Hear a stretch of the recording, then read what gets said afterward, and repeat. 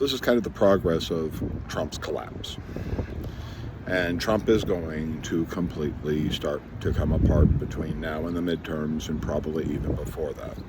And these are going to basically be centered around, well, what looks like is going to be happening by us engaging in Iran.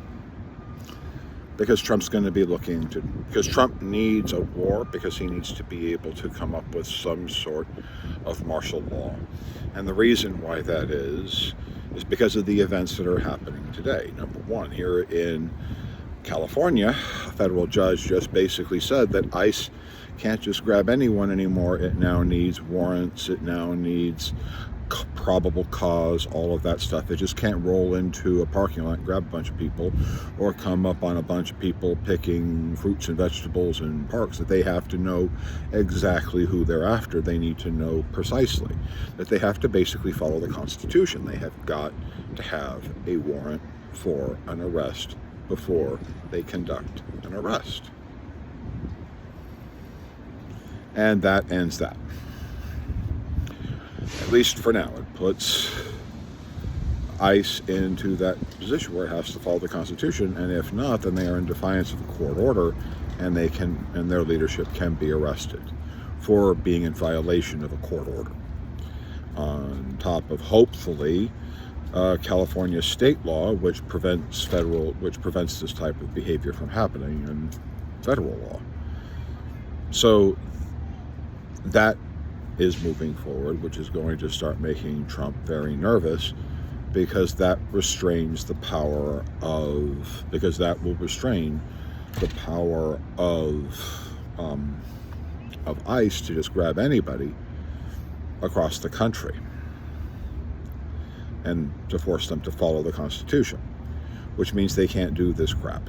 They got to have badges. They've got to, when people ask them for why they're doing, they have to have very clear legal reasons, and if not, those agents can face litigation and even prison.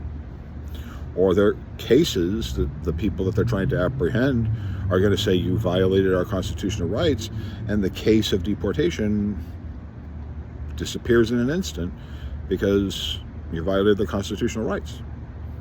Bingo. Here comes and then the next big problem is what's happening in the great state of Minnesota. So yeah, the federal prosecutor stepped in and is trying to do their case, but there's also the state case. So you have to do a distinction between the two.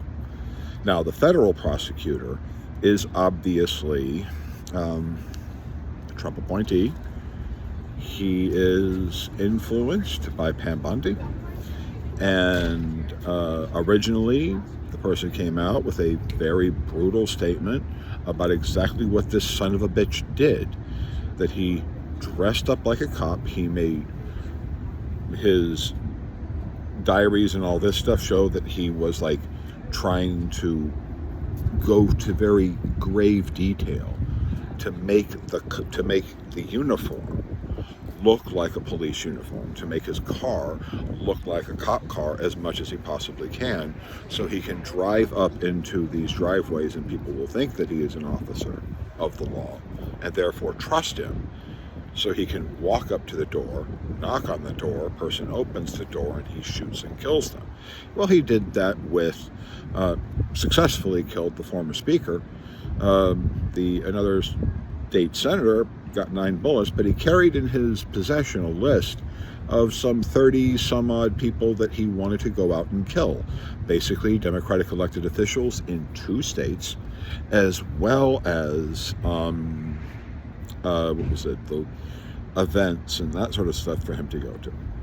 He went to 4 other doors. Right now they're trying to say it's because they were going to go vacationing. The last thing that they're going to want to say, and it will come up, is that some of these people went to the No Kings protest to speak as elected representatives representing their district, talking to people who are protesting and speaking to their constituents. And what kept them from being killed is they went to the No Kings protest. These are going to be very big problems. And Pam Bondi is trying to prevent, and it looks like this prosecutor is being prevented from charging what is clear first-degree murder, which would carry the death penalty, particularly if you start assassinating elected officials. That will get you put to death. There's no question about that. Your life is over. But one of this guy probably hoped for is that Pam Bondi wouldn't interfere. The problem is that what state law is in Minnesota. Federal agents cannot mess with evidence. They can't destroy evidence. They can't alter evidence that will be used in prosecuting this person on the state level. And that's where the race has always been. Because the potential of Pam Bondi taking the murder and assassination, as well as his plan to kill up to 30 people, is a big problem. And she wants to try to limit that, because that is going to have a huge impact. Because all those political officials and the people who are working at Planned Parenthood are all going to know they were targeted, at least as the prosecution continues going forward. And so it looks like, the potential of Trump interfering with that is high. And of course, if I'm Donald Trump and I heard about this, I would be getting nervous, because that's going to not just be a prosecution in the state of Minnesota. It's the states where these other people were at. And that was like, did he send threatening text messages? Things of that nature. Did he send emails or other posts where he was threatening the lives of these people? And the likelihood that that has happened over a period of months or even a year will be used in prosecution, and those change because he actually killed people, turn into terrorist threats against those actors, and that's crimes in those states, not just the federal level, because the victim is in that state, although it's true when it crosses state lines, so there may be some issues there as to whether or not FBI, but his posts are going to be there for everyone to see. And it's going to be used. And Trump knows this. It's just a simple truth. And that's probably why he wants to go to full-on war, so that he can try to do a police state. Because his efforts to do police state stuff here in California, a federal judge just said, you need probable cause, you need a warrant, you need to do that no matter who. Because you seem to be grabbing American citizens and trying to arrest them. You literally tried to arrest a U.S. senator. So from now on, you need probable cause on everybody.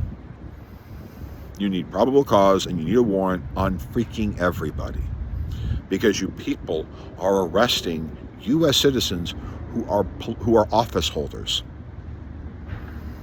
which is way outside of the line, and no judge is going to treat you people nicely from now on, because you will say that we were only arresting American citizens, that we were only arresting, illegal immigrants, and then that defense attorney is going to sit there and show, here is you guys arresting the comptroller in New York. Here is you guys arresting the congressman. Here is you trying to arrest U.S. Senator Padilla. This is you trying to arrest a judge.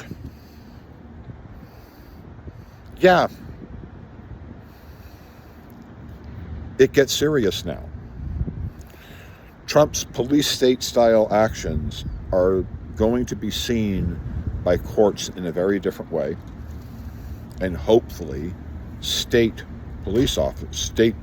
law enforcement will start realizing that if they had done what ICE has done. That law enforcement, LAPD officers, you'd be in jail. You'd either be in jail, you'd lose your badge, you might be getting sued, any one of those things. You'd be getting handcuffs put on you as an officer for doing what ICE is doing. You would be being sued for doing exactly what ICE is doing. You would have lost your badge for doing what ICE is doing.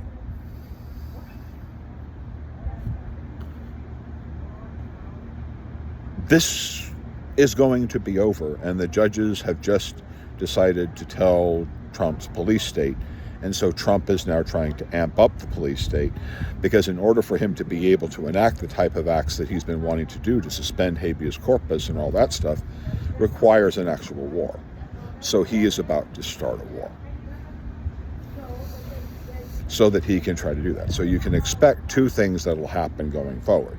Trump will attack Iran and then declare martial law in the United States not too long after. And then we'll see and then of course, that's when the protests will go to the nth degree. Because the United States doesn't like martial law. The American people do not like American soldiers on American streets, unless, of course, there was clear, justifiable reasons. And Americans, we know what those reasons are. We physically know when the police department has been overwhelmed. You know what that is. I'm here in my little town of Bellflower here. This is not out of control. That's control. Back during the Rodney King riots, this was very different. You'd be seeing people get hit. You'd see fires happen. They're not. And Americans don't like armed military presences in their streets. And I can tell you this right now, MAGA, after Trump attacks attacks Iran and begins that process and then tries to enact some sort of martial law, that's going to be in your states too. And the reason why that is because enough of you are getting really upset about this. And I can guarantee you guys are not going to like it. And you'll join us in the protest against the Mad King President Donald Trump. Like, share, subscribe, stay safe, make certain that you know your rights about USC 242, Bevan's actions, that sort of thing. Remind that to law enforcement that they have to follow the Constitution, and that not following the Constitution is not exactly a request. Following the Constitution is not a request. When you choose not to follow it, there are consequences. So again, like, share, subscribe. We got to work together.